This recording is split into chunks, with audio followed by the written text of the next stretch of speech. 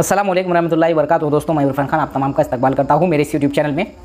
हम अलग अलग तरीके से जो है आपको मालूमात देते हैं, इन्फॉर्मेशन देते हैं, मवाद देते हैं। आज का जो दिन है बहुत अहमियत का हामिल दिन है, क्योंकि हमारी जो है मादरी ज़बान उर्दू है और हम जिस मीडियम से हम फ़िलहाल में जो है बचपन से लेकर आज तक तालीम हासिल करते हैं वो है उर्दू मीडियम, और हमारी मादरी ज़बान उर्दू है। तो यूँ तो हम बहुत से दिन जो है मनाते हैं, आज भी पूरे आलम में जो है यौम उर्दू मनाया गया।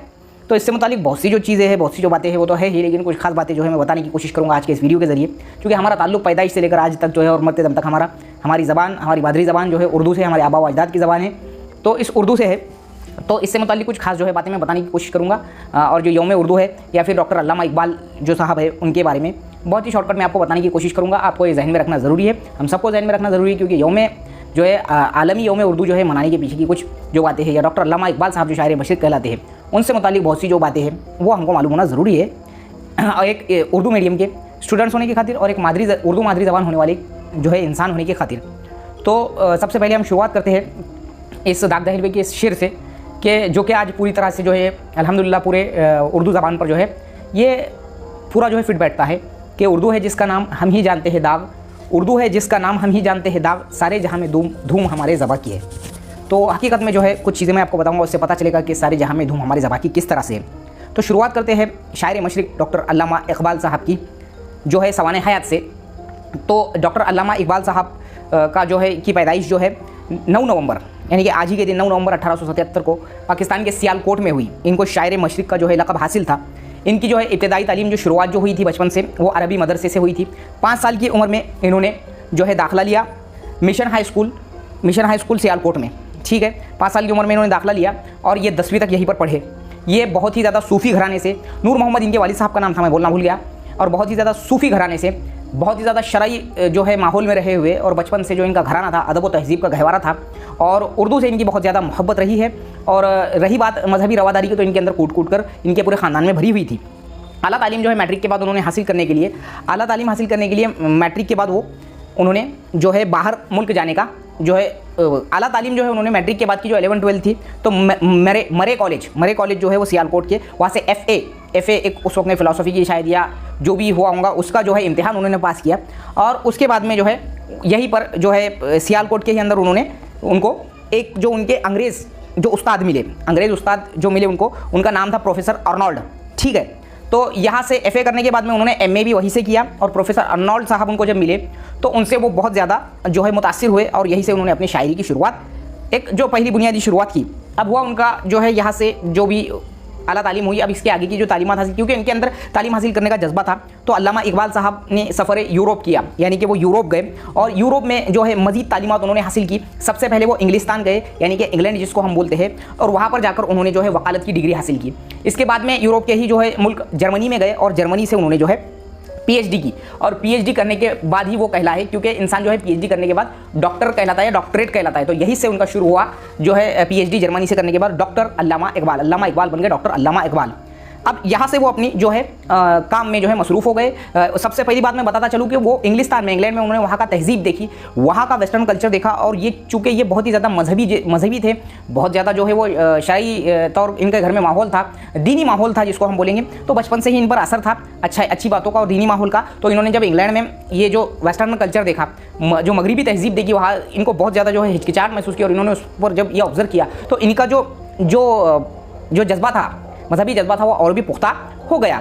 और उन्होंने उसके बाद में जर्मनी जो है यानी कि पुख्ता इसलिए हुआ कि वो उनको माहौल वो पसंद नहीं आया, और ये दिली तौर पर ऐसे माहौल को जो पसंद नहीं करते थे।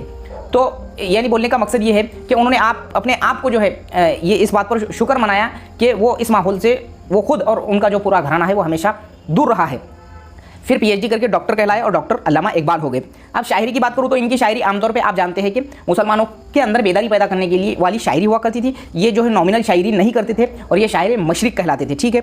इनकी तसानीफ़ में अगर मैं कुछ खास जिक्र करूँ तो उर्दू में बांगे दरा, ज़रब कलीम और जबरील जो है, जिब्रेल या जबरील जिसको बोलेंगे हम, ये उनके तसानीफ़ है उर्दू के। और फ़ारसी की अगर मैं बात करूँ तो फ़ारसी में जावेद नामा, पयाम मशरिक़ और ज़बूर अजम जिसको हम बोलेंगे, ये उनकी तसानीफ़ है, ये फ़ारसी की थी। और इनकी जो वफ़ात हुई डॉक्टर अल्लामा इकबाल साहब की, वो हुई 21 अप्रैल सन 1937 को, और इनकी कब्र जो है बादशाही मस्जिद लाहौर में जो ये तदफीन है, और वहीं पर इनकी जो है कब्र है। ये थे डॉक्टर अल्लामा इकबाल साहब का जो है बहुत ही शॉर्टकट में जो तारुफ बताने की मैंने कोशिश किया। और इसके बाद में जैसा हम जानेंगे कि यौम उर्दू का जो सफ़र शुरू हुआ कि इन्हीं के नाम पर, इन्हीं के पैदाइश के ऊपर जो है यौम उर्दू जो आलम में मनाया जाने लगा वो कैसा। तो शुरुआत हम करेंगे कि उर्दू ज़बान आज उर्दू ज़बान का शुमार पूरे आलम में, पूरी दुनिया में सबसे तेज़ी से फ़रोग पाने वाली जो है ज़बान में किया जाता है। ज़बानों में इसका नाम लिया जाता है सबसे ज़्यादा तेज़ी से फ़रोग पाने वाली। अफसोस की बात यह है कि हम उर्दू ज़बान वाले होकर भी हमको इसकी अजमत हमारे दिलों में नहीं है। चाहे उर्दू मीडियम से हम PhD कर ले, लेकिन हम जूँ की तो वहीं पर है।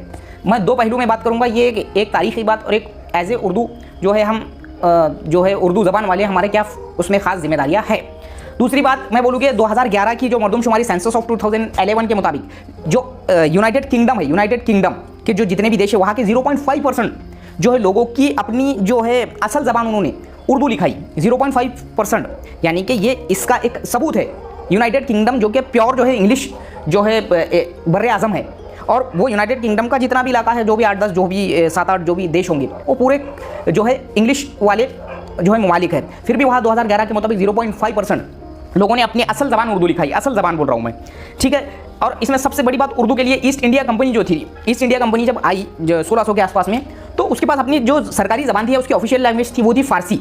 लेकिन उन्होंने 1837 में ये सबसे बड़ा जो है उर्दू के लिए बहुत बड़ा ये दर्जा उर्दू को हासिल हुआ कि 1837 में उन्होंने अपनी ऑफिशियल लैंग्वेज उर्दू बनाई थी। ये बात भी आप जहन में रखें। उसके बाद आता है 9 नवंबर का सिलसिला। 9 नवंबर चूँकि इनका विलादत का दिन है, तो 9 नवंबर को जो है यौम उर्दू मनाने का आगाज़ जो कि किसी जो है सरकारी तंजीम ने नहीं किया, बल्कि एक जो है निजी तंजीम थी जिसका नाम था उर्दू डेवलपमेंट ऑर्गेनाइजेशन, इन्होंने किया था। और इन्हीं के साथ साथ ये दोनों के इश्तराक से और एक तंजीम थी, दोनों के इश्तराक से उर्दू दिन मनाने के 9 नवंबर को फैसला किया गया, जो कि एक निजी तंजीम थी, प्राइवेट ऑर्गेनाइजेशन थी। उसका नाम था यूनाइटेड मुस्लिम ऑफ इंडिया और उर्दू डेवलपमेंट ऑर्गेनाइजेशन। ये दो लोगों ने, अब ये दो तंजीमों ने जब एक दूसरे के इश्तराक से ये शुरू किया, तो उसके बाद में शुरू हुआ असल सफ़र उर्दू के दिन मनाने का। और इन्होंने इसका जो है इसकी जो मोहब्बत, इसकी जो अपनायत और मादरी ज़बान की अहमियत को समझकर जो शुरुआत की, उसका सहरा जो जाता है वो 9 नवंबर उर्दू दिन मनाने का। ये हमारे ही मुल्क पर, हमारा मुल्क जो है भारत में ही इसकी शुरुआत हुई। और इन्होंने जैसा शुरू किया तो धीरे धीरे वो बढ़कर तमाम लोगों तक ये बात पहुंची कि 9 नवंबर को उर्दू दिन जो है मनाया जाने लगा। अब ये धीरे धीरे भारत से बात जो है आलमी तौर पर फैलने लगी कि 9 नवंबर अल्लामा इकबाल साहब का जो जाए पैदाइश है या विलादत का दिन है, ये भारत में इस तरीके से मनाया जाने लगा। तो पूरी दुनिया में ये बात फैल गई। जहाँ जहाँ उर्दू वाले ममालिक थे, जो उर्दू के खुसूसन जो है उर्दू खुसूसन ज़बान वाले ममालिक थे, वहाँ पर भी ये मनाया जाने लगा। और आलमी तौर पर पूरे आलम में, ये तो पहले शुरुआत में सिर्फ भारत में ही जो है मनाया जाता था, लेकिन 1997 से 1997 से उर्दू दिन या यौम उर्दू जो है मनाया जाने लगा आलमी उर्दू दिन के तौर पर। और शुरुआत की हमने हमारे मुल्क ने, तो ये हमारे लिए सबसे बड़ी फ़ख्र की बात है। और इसमें एक फ़िक्र की बात ये भी है कि आज हमारे मुल्क में ही हमारे मादरी ज़बान की क्या हालत है हम समझ सकते हैं, है ना। तो ये बात है कि और सेंट्रल गवर्नमेंट कई सालों से, मरकज़ी हुकूमत 200 करोड़ रुपए पर ईयर उर्दू ज़बान के फ़रोग के लिए देती है। लेकिन यहाँ तक कि मैंने ऐसा सुना हो, DED BED के दौर में हमारे जो टीचर हुआ करते थे वो बोलते थे कि ये इस्तेमाल नहीं होता है फ़रोग पर, और वो वैसे की वैसे पड़ा रहता है। शुरुआत जो है हमारे मुल्क ने की और 1997 में पूरे आलम में यौम उर्दू मनाया जाने लगा। ये बात बहुत ही ज़्यादा अहमियत की हामिल है कि हमने उसकी शुरुआत की, लेकिन आज हम किस दर्जे पर पहुँचे हैं कि हमको उर्दू से मोहब्बत और रग़बत तो दूर के, हम उर्दू मीडियम से पढ़ाने के लिए जो है कतराते हैं अपने जो है नस्लों को। अब दूसरा एक पहलू मैं 2 मिनट में आखिरी में बोलना चाहूँगा कि उर्दू पर फ़ख्र करना, इसमें कोई शक नहीं है, मादरी ज़बान पर फ़ख्र करना इसमें कोई शक नहीं है।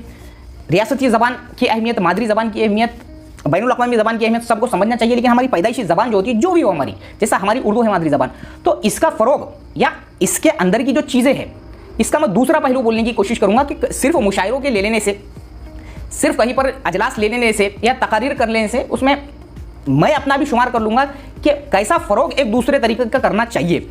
कि अजलास ले लेने से या फिर मुशायरे ले लेने से या फिर वगैरह वगैरह वगैरह, ये तमाम चीज़ें हैं, इससे फ़रोग होगा। लेकिन ये एक महदूद जो चीज़ हो गई आज 21वीं सदी में, जिस तरीके से उसको फ़रोग देना चाहिए कि कहना शुरुआत ऐसी करनी चाहिए कि उर्दू मीडियम से शुरुआत अगर 10वीं तक भी कर दी हमने, तो तहज़ीब, अखलाक और इक़दार उसके अंदर 100% आएंगे, इसमें कोई शक नहीं।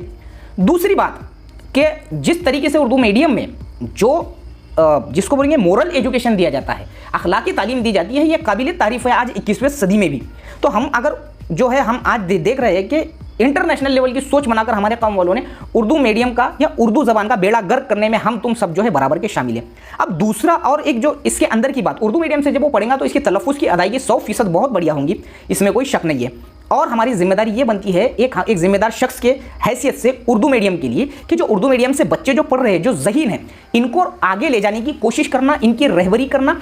जिस तरीके से माहौल बनाया गया है हमारे मुल्क में, हमारी रियासत में, कि जैसा कि अगर कोई मराठी मीडियम का स्टूडेंट है, वो उसकी मादरी ज़बान है और वो किसी गवर्नमेंट स्कूल में पढ़ता है, तो वो जो होते हैं, जो मादरी ज़बान वाले मराठी वाले, उनके लोग उसको नाम रखते हैं। हमारे इसमें जब उर्दू मीडियम से कोई बच्चा पढ़ता है तो ऐसा सोचता है, ऐसा सोचती है ये पूरी दुनिया या पूरा समाज कि क्या पढ़ा हुआ है उर्दू मीडियम। उर्दू में मादरी ज़बान में, चाहे वो उर्दू हो चाहे अपनी मराठी, उनकी जैसा मादरी ज़बान मराठी होती है, हमारी सेकंड लैंग्वेज मराठी होती है जैसा, तो क्या पढ़ा हुआ है ये हमको ही मालूम है। तो इन चीज़ों को, ज़हीन बच्चों को की रहबरी करना, उनको वहाँ से उठाना, सिविल सर्विसेज या फिर गवर्नमेंट की ऐसी बड़ी बड़ी जो पोजीशंस होती है वहाँ तक ले जाने के लिए कोशिश करना, ये उर्दू मीडियम के या उर्दू के फ़रोग के लिए सबसे बड़ा हिस्सा होता है। सिर्फ मुशायरे या सिर्फ वो किताबों की भरमार लगा देना और बच्चों को पढ़ने लगाना, यहाँ से उर्दू का फ़रोग होगा 21वीं सदी में, इसमें कोई शक नहीं।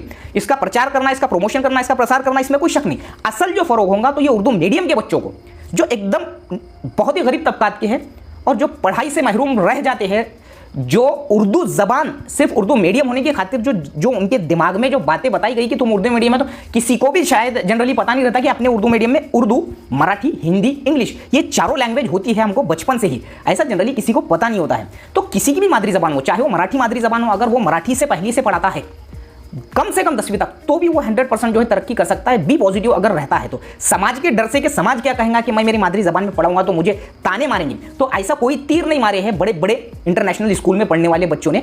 ऐसा कहीं सुनने में आता नहीं है। बड़ा क्लास 1 भी ज़्यादातर या बड़े से बड़े अधिकारी, नेता, अभिनेता या फिर क्लास 1 के क्लास 2 के अधिकारी के जब इंटरव्यू पढ़ेंगे तो उनकी शुरुआत जो होती है गवर्नमेंट स्कूल से होती है, मादरी ज़बान से होती है, इसमें कोई शक नहीं। तो अगर तुमको जोश टॉक पर अभी एक उसने जो है एक इंटरव्यू दिया, जोश टॉक, ये चैनल को फॉलो करो, ज़्यादातर बहुत बढ़िया है, तो उसमें जोश टॉक मराठी में उसने दिया है। प्रतीक ढोले बोल के अभी नायब तहसीलदार बने हैं, जिला परिषद में उनकी पढ़ाई हुई, जिला परिषद स्कूल में, उनका देखो इंटरव्यू। तो ये चीज़ें हैं, ये है असल उर्दू को बढ़ावा देने का मौका। अच्छे ज़हीन आला किस्म के लोग अगर हम में से, हमारे कौम में से जाकर उर्दू मीडियम के या मराठी वाले मराठी मीडियम के डाउन टू अर्थ जाकर अगर उनको गाइडेंस करेंगे, या हो सके तो उनके जहानत को देखते हुए, उनकी जो इकोनॉमिकल कंडीशन को देखते हुए मदद करेंगे, तो ये असल तरक्की यहाँ पर भी, इसकी भी ज़रूरत है। अदरवाइज आज का वीडियो था यौम उर्दू के मौके पर, यौम उर्दू की मैंने आपको तारीख, डॉक्टर अल्लामा इकबाल साहब की थोड़ी बहुत जो सवाल है मैंने आपको बताने की कोशिश किया। वीडियो में हो सकता है थोड़ी बहुत गलती हो, और ये मेरे ख्यालात थे, जो कि ज़रूरी है कि हर कोई इससे जो है इत्तेफाक रखे या मुत्तफिक हो, लेकिन चाहे उर्दू हो, चाहे मराठी हो, चाहे हिंदी हो, हमारी मादरी ज़बान होती है और इसकी शुरुआत पहली से मादरी ज़बान से ही करना चाहिए। गवर्नमेंट स्कूल को जिस तरीके से गवर्नमेंट स्कूल में पढ़ने को जिस तरीके से नीचा दिखाया जाता है कई समाज के अंदर कई लोगों के जरिए, उसको हमको उनके नज़रिए को बदलना है, क्योंकि उन्होंने दूर से देखा है, नज़दीक से आकर हमको देखा नहीं है। तो आज का वीडियो कैसा लगा? अच्छा लगा होगा तो ज़रूर कमेंट बॉक्स में बताओ, और लाइक करो, शेयर करो और सब्सक्राइब ज़रूर करो। अस्सलाम वालेकुम।